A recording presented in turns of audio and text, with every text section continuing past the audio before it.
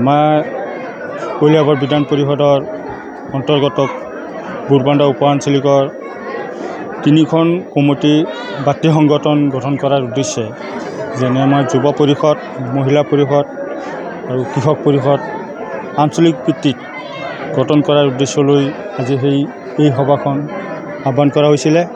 লগতে প্ৰধানমন্ত্ৰী নৰেন্দ্ৰ মোদী কলিয়াবৰত উপস্থিত হ'ব 18 তাৰিখে। সেই উদ্দেশ্য আগত ৰাখি আজি এই সভাখন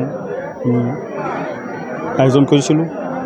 আমাৰ এইটো আয়োজনত আমাৰ বিধান পৰিষদৰ সাধাৰণ সম্পাদক পুষ্পজ্যোতি মহন্ত ডাঙৰীয়া উপস্থিত আছিল। আমাৰ পৰ্যবেক্ষকসকল উপস্থিত আছিল।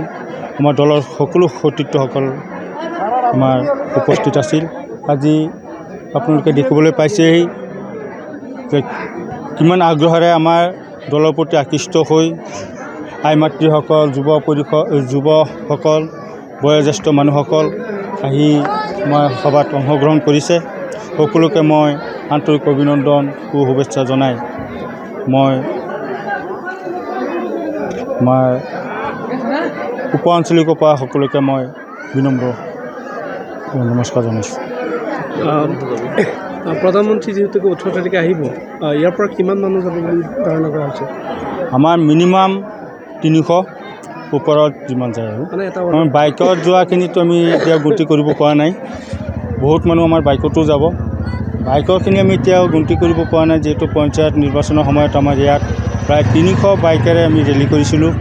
সেই বাইকখিনিতো আমাৰ বাইকেৰেই যাব।